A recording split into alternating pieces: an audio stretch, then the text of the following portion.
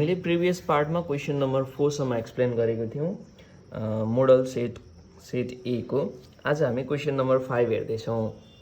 Calculate the lower and upper quartiles from the following mark distribution. अब lower quartile र upper quartile निकाल्नु भन्यो। Lower quartile र upper quartile भनेको के हो त? हामीले ध्यान दिनुपर्ने भनेको लोअर क्वार्टाइल भनेको Q1, त्यसै गरी अप्पर क्वार्टाइल भनेको Q3। हामीले यहाँनिर Q1 र Q3 को भ्यालु निकाल्नु पर्नेछ। अब लोअर क्वार्टाइल Q1 निकाल्ने फर्मुला सुरुमा पोजिसन निकाल्छौँ हामी n/4 ts टर्म गरेर। त्यस पछाडि एक्ज्याक्ट भ्यालु भनेको L + n/4 minus CF/F times I or H, height of interval अथवा इन्टरभल I लेख्ने गर्छौँ। यसलाई I लेखे पनि हुन्छ, H लेखे पनि हुन्छ। अब यो गर्नको लागि के हुनुपर्छ त भन्दाखेरि पहिला त ध्यान दिनुपर्ने डाटा कन्टिन्युअस हुनुपर्छ। डाटा कन्टिन्युअस सिरिजमा हुनुपर्छ। कन्टिन्युअस सिरिज भनेको एउटा पोइन्टबाट स्टार्ट भएर इन्डिङ भए पछाडि त्यही इन्डिङ भएको पोइन्टबाट अर्को क्लास स्टार्ट हुनुपर्छ। 25 to 29 भयो। अब यहाँ 29 बाटै स्टार्ट हुनु पर्थ्यो, तर के भयो त 30 बाट स्टार्ट भएको छ।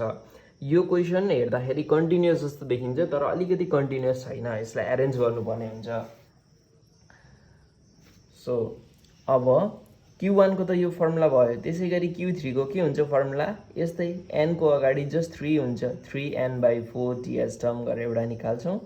फेरि Q3 भनेको L + n/4 3n/4 minus CF/F times H गर्छौँ। यहाँनिर सुरुमा हामीले ध्यान दिनुपर्ने कन्टिन्युअसमा छ कि छैन भन्ने कुरा थियो। कन्टिन्युअसमा क्वेसन दिएको छैन, त्यसलाई हामी कन्टिन्युअसमा एरेन्ज गर्छौँ अनि मात्रै सल्भ गर्ने हो। अब सुरुमा मार्क्स लेखौँ। के छ त मार्क्समा? Below 25, after that 25 to 29, 30 to 34, 35 to 39, 40 to 44 र above 44 भनेर दिएको छ। अब यो कन्डिसनमा के छ? 25 to 30 हुनु पर्थ्यो अनि यहाँबाट 30 बाट सुरु हुनु पर्थ्यो, अथवा 25 to 29 भएपछि यहाँ 29 बाटै सुरु हुनु पर्थ्यो, जुन यहाँ भएको छैन। यो भनेको के हो त? यसले एउटा भ्यालुलाई यसले 25 to 29 भन्ने सबै भ्यालुलाई इन्क्लुड गर्यो।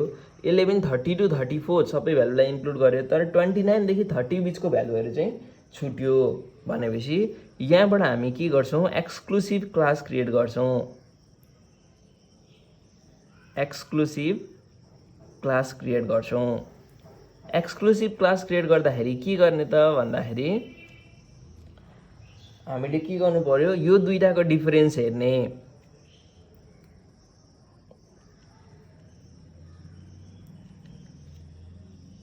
डिफरेन्स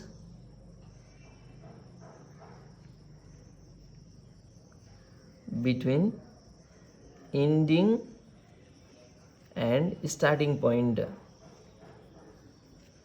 लाई ध्यान देऊ। यहाँ इन्डिङ पोइन्ट 29 छ, यहाँ स्टार्टिङ पोइन्ट 30 छ। त्यसको डिफरेन्स कति छ त भन्दा 30 माइनस 29 गर्दाखेरि डिफरेन्स 1 छ। यो 1 लाई दुईपट्टि बाँडिदिनुपर्छ हामीले। भनेपछि डिभाइड बाई 2 गरिदेऊ, गर्दा कति आयो त? 0.5। सबै भ्यालुमा यो अगाडिको भ्यालुमा 0.5 घटाइदेऊ, पछाडिको भ्यालुमा 0.5 एड गरिदेऊ। अब यहाँ त एउटा मात्रै छ भनेपछि यो अगाडिकोमा घट्छ। यहाँ 24.5 देखि 29.5 सम्म हुन्छ। यहाँ 24.5 आएपछि यहाँ पनि हामीले के गर्यौँ त? 24.5 गर्यौँ। त्यसै गरी सेकेन्डमा पनि 30 देखि 34 सम्म छ। अगाडिकोमा 0.5 घटाऊ 29.5 हुन्छ, अर्कोमा 34.5 हुन्छ। यहाँ पनि 34.5 हुन्छ, 39.5 हुन्छ। अगाडिकोमा घटाऊ 39.5 हुन्छ, 44.5 हुन्छ। त्यसै गरी एबभ 44 भनेपछि यहाँ अघि के आएको छ त? 44.5 सम्म आइसकेको छ। त्यसलाई नै राखिदेऊ। अब स्टुडेन्ट्स भनेको फ्रिक्वेन्सी दिएको छ, नम्बर अफ स्टुडेन्ट्स हो यो, सो नम्बर दिनु भनेको के हो त फ्रिक्वेन्सी दियो। अब यो हामीले मिडियन र क्वार्टाइल गर्दा सधैँ के निकाल्छौँ सिएफ निकाल्छौँ। फ्रिक्वेन्सी 5 12 22 25 17 9 फ्रिक्वेन्सीमा केही पनि चेन्जेस आउँदैन, फ्रिक्वेन्सी सबैलाई एड गरिदिने 9 आउँछ। 5 + 5 + 12 + 22 + 25 + 17 + 9 गर्दा ओभरअल रिजल्ट कति आउँछ त फ्रिक्वेन्सीको 90 आउँछ। त्यो यहाँ पनि अब सिएफमा पनि लेख्दै जाउँ। फर्स्टको 5, सेकेन्डमा 5 + 12 गर्दाखेरि 17, फेरि 17 + 22 17 + 22 गर्दा कति आउँछ 39, फेरि 39 + 25 गर्दै जाने हो कति आउँछ त 64 आउँछ। 64 + 17 गरेर 81 आउँछ। 81 + 9 गरेर 90 आउँछ। यो भनेकै एन हो। अब हामीलाई लोअर क्वार्टाइल पनि निकाल्नु भनेको छ, अप्पर क्वार्टाइल पनि निकाल्नु भनेको छ। यो चाहिँ जस्ट मैले रेन्डमली देखाएको मात्रै हो, यो सो गर्नु पर्दैन है, बुझाउनलाई मात्रै मैले लेखेँ। For lower quartile, lower quartile भनेको के हो त Q1। अब सुरुमा पोजिसन निकाल्छौँ हामी। Position of Q1 = n/4 th item. n भनेको कति छ त 90/4 आइटम। यो भनेको 90/4 गर्दा कति आउँछ 22.50। अब 22.50 आइसके पछाडि के गर्छौँ, योभन्दा अलिकति ठुलो सिएफ हेर्छौँ। सिएफ ग्रेटर देन 22.50 इज 22.5 भन्दा ठुलो 39। 39 को सिधा कति छ त क्लास इन्टरभल सुरुको होइन, अघि हामीले बनाएको है। देयरफोर Q1 क्लास भनेको हामीले बनाएको क्लास कति छ 39 को सिधा 29.5 देखि 34.5 सम्म। यो कस्तो क्लास हो त भन्दा हामीले बनाएको एक्सक्लुसिभ क्लास हो। अब फर्मुला लगाउँ यहाँनिर। नाउ Q1 को फर्मुला के छ L + n/4 - CF/F times H।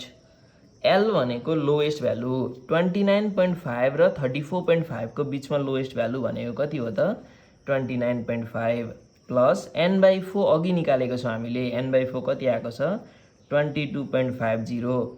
अब CF यो लाइन लिँदाखेरि CF भनेको 39 त छैन हाम्रो, किनभने 22.5 आएकोले त्योभन्दा बेसी हामीले 39 लिएको हो। 39 सम्मै त छैन भनेपछि एकैचोटि मास्तिरको लिउँ -17/f भनेको यसको सिधा f कति छ त 22 इन्टु h भनेको हाइट 29.5 देखि 34.5 सम्म कति छ त घटाएर हेरौँ 34.5 - 29.5 ठुलो माइनस सानो गरेर निक्लिहाल्छ। कति आयो 5 भनेपछि रिजल्ट कति आउने रह त 29.5 प्लस 22.50 गरेर -17 गरेर गर्दा 5.5 आउँछ। 5.5 इन्टु 5/22 यो गरिदिइहाल। 5.5 इन्टु 5 गर्दाखेरि 27.5 डिभाइडेड बाई 22 गर्दाखेरि 1.25। 29.5 प्लस 1.25 गर्दा ओभरअल रिजल्ट कति आयो त 30.75। Therefore Q1 = 30.75। के हो त यो भन्दाखेरि मार्क्स दिएको छ, मार्क्स नै हो। अब सिमिलरली हामी के गर्छौँ त Q3 पट्टि जाउँ। फर अप्पर क्वार्टाइल Q3 निकाल्छौँ। सुरुमा आएको जस्तै पोजिसन अफ Q3 निकाल। त्यो भनेको 3n/4 th item 3 into 90/4 th item गर्दा कति आउँछ 3 इन्टु 90/4 गर्दाखेरि 67.50। अब यो भन्दा अलिकति ठुलो भ्यालु हेर CF-मा। CF greater than 67.50 is कति छ त 67.5 भन्दा ठुलो 81 therefore Q3 क्लास भनेको कति आयो त 81 को सिधा हेर 39.5 देखि 44.5 सम्म आयो कस्तो क्लास भन्दाखेरि एक्सक्लुसिभ क्लास यसमा 39.5 र 44.5 पर्दैन एक्सक्लुसिभ भनेको त्योदेखि बीचका भ्यालुहरू मात्रै पर्छन् अब हामी एक्ज्याक्ट भ्यालु तर्फ जाउँ नाउ Q3 को फर्मुला के छ त L plus 3n/4 minus CF/F times H L भनेको यो दुईटामा लोएस्ट 39.5 3n/4 अघि निक्ल्या छ 67.50 अब यो क्लासको CF लिँदाखेरि 81 भन्दा एक स्टेप माथितिरको CF सधैँ माथितिरको लिन्छौँ 64 अब यो क्लासमा फ्रिक्वेन्सी कति छ त फ्रिक्वेन्सी भनेको बीचमा 17 छ इन्टु हाइट भनेको यो माइनस यो गर फेरि यो पनि कति छ त 5 नै छ 39.5 प्लस मैले यसलाई एकैचोटि सल्भ गर्दै है सुरुमा के गर्छौँ हामी 67.50 माइनस 64 गर 3.5 आउँछ इन्टु 5 गर कति आउँछ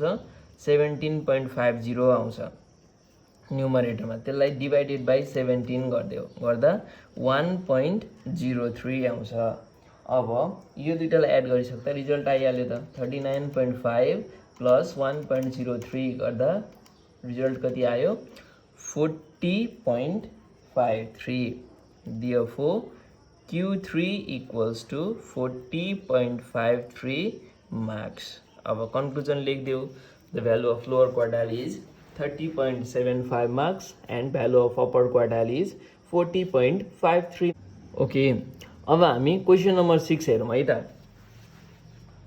6 नम्बरमा के दिएको छ if the regression coefficient of y on x byx equals to minus 0.61 and regression coefficient of x on y bxy equals to minus 0.53 calculate the coefficient of correlation and interpret the result यहाँनिर correlation coefficient निकाल्नु भन्यो अनि result coefficient of correlation निकालेर रिजल्टलाई interpret गर्नु भन्यो अब यहाँ के छ त क्लियरली क्वेसनमै दिएको छ regression coefficient of y on x भनेको byx भनेको माइनस 0.61 क्वेसनमै छ है यो केही बुझ्नै परेन regression coefficient of x on y यो भनेको byx कति छ त माइनस 0.53 यो पनि क्वेसनमै दिएको छँदैछ नाउ हामीले के निकाल्नु पर्यो त भन्दा कोएफिसिएन्ट अफ कोरिलेसन यो भनेको हामीले निकाल्नु पर्यो कोएफिसिएन्ट अफ कोरिलेसन यानी कि स्मल आर को फर्मुला के छ हामीसँग भन्दाखेरि यो bxy र byx दिएको बेला root under byx times bxy अब रुटको अगाडि पोजिटिभ र नेगेटिभ भ्यालु हुन्छ यहाँ हामीले ध्यान दिनुपर्ने के हुन्छ भन्दाखेरि दुईटै कोरिलेसन कोएफिसिएन्ट नेगेटिभमा दिएको छ दुईटै नेगेटिभमा दिइसके पछाडि हामीले कन्क्लुजन लेख्दाखेरि कोरिलेसन कोएफिसिएन्टलाई नेगेटिभमै लेख्छौं नाउ फर्मुला लेखौं coefficient of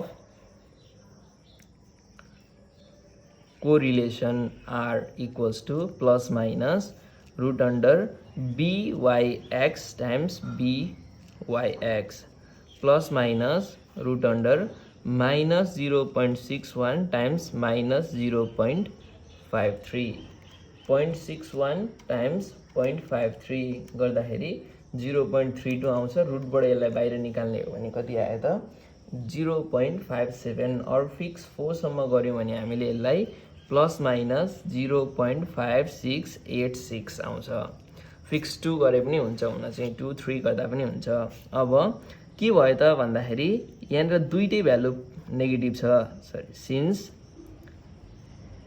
both regression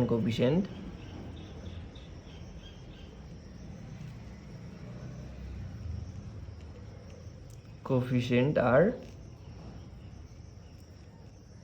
negative therefore r equals to minus 0.5686 दुईटै नेगेटिभ भएको बेला हामी पनि रिग्रेसन कोएफिसिएन्ट केमा गर्छौं त नेगेटिभमै लेख्छौं अब इन्टरप्रेट द रिजल्ट भनेको छ।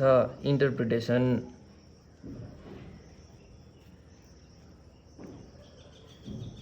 इन्टरप्रेट गर्दाखेरि के गर्नु पर्यो, यो भ्यालु हेर्ने, भ्यालु यदि 0.1 देखि एराउन्ड 0.3 सम्म रेन्ज हुन्छ भने अथवा 0.4 को छेउछाउसम्म रेन्ज हुन्छ भने यिनीमा लो रिलेसन भयो। अब यो 0.4 0.5 0.6 हुन्छ भने बिचकोतिर गयो भने मिडियम रिलेसन भयो। अनि त्योभन्दा माथि हुन्छ भने हायर रिलेसन भयो। यहाँ भनेको के छ त, this indicates there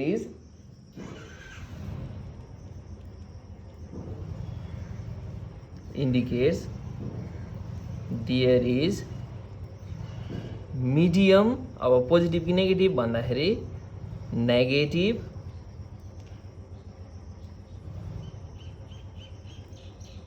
relationship between दुईटा भेरिएबल के छ त, x एन्ड y। यदि यो r को भ्यालु सानो हुन्थ्यो भने लोवर नेगेटिभ रिलेसन हुन्थ्यो। अब r को भ्यालु ग्रेटर हुन्थ्यो भने हायर पोजिटिभ नेगेटिभ अथवा पोजिटिभ रिलेसन हुन्थ्यो। यहाँनिर माइनस साइन भएकोले गर्दा नेगेटिभ रिलेसन आयो। अब मिडियम चाहिँ किन आयो त भन्दाखेरि 0.5 भनेको त मिडतिरको हो, सो मिडियम रिलेसनसिप आयो। ओके, क्वेसन नम्बर 7 हेरौँ है त। अब the standard deviation of symmetrical distribution is 5। Standard deviation कति छ त, sigma equals to 5। What must be the value of fourth moment about mean. Fourth moment about mean, यसलाई अलिकति ल्याङ्ग्वेजमा पनि लेखौँ। फोर्थ मोमेन्ट अबाउट मिन, यो स्क्युनेस कुर्टोसिस एन्ड मोमेन्टबाट सोध्यो। Fourth moment about mean find गर्नु भन्यो। In order that distribution be mesokurtic. अब कन्डिसन चाहिँ के को दियो त, मेसोकुटिकको कन्डिसनमा। यो हामीले कुन कन्डिसनमा निकाल्नु पर्यो, मेसोकुटिक हुने सिचुएसनमा निकाल्नु पर्यो। अब यहाँ हेर है, स्ट्यान्डर्ड डेभिएसन दिएको छ। स्ट्यान्डर्ड डेभिएसनको रिलेसन हेर पहिला मिनसित अथवा मोमेन्टसित। स्ट्यान्डर्ड डेभिएसनको रिलेसन मोमेन्टसँग के छ त भन्दाखेरि μ2 को रिलेसन। μ2 भनेको चाहिँ के हो, स्ट्यान्डर्ड डेभिएसनको स्क्वायर हो। यहाँबाट हामी के गर्न सक्छौँ, μ2 को भ्यालु निकाल्न सक्छौँ। अब मेसोकुटिक हुनको लागि के हुनुपर्छ त भन्दाखेरि मेसोकुटिक हुनु भनेको β2 इक्वल्स टु 3 हुनु हो। β2 को फर्मुला के छ त भन्दा β2 भनेको μ4/μ2 को होल स्क्वायर। यसको भ्यालु चाहिँ 3 भयो भने के हुन्छ त, कन्डिसन मेसोकुटिक हुन्छ। सो सुरुमा हामी स्ट्यान्डर्ड डेभिएसनको रिलेसन म्यूसँग हेर्छौँ। नाउ हामीलाई के थाहा छ, μ2 इक्वल्स टु स्ट्यान्डर्ड डेभिएसनको स्क्वायर है। यो भनेको 5 को स्क्वायर गर्दाखेरि सेकेन्ड मिन कति आयो त, 25 आयो। अब मेसोकुटिक हुनुपर्छ भनेको छ। The distribution will be mesocutic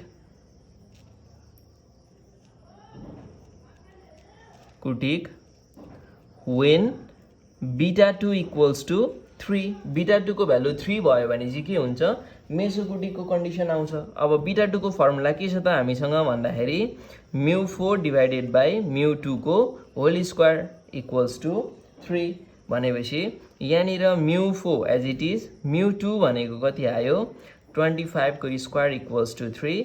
similarly μ4 equals to 3 into 25 को स्क्वायर भने कति हुन्छ, 625। सो μ4 भनेको 625 times 3 1875। Therefore fourth moment about mean must be कति हुनु पर्यो त, 1875 in order that the distribution will be mesocutic। यो मेसोकुटिक जस्तै ल्याप्टोकुटिक र प्लाटिकुटिक हुने कन्डिसन पनि छ। त्यो कन्डिसनलाई पनि अलिकति ध्यान देऊ, एक्जामिनेसनमा सोध्न सक्छ।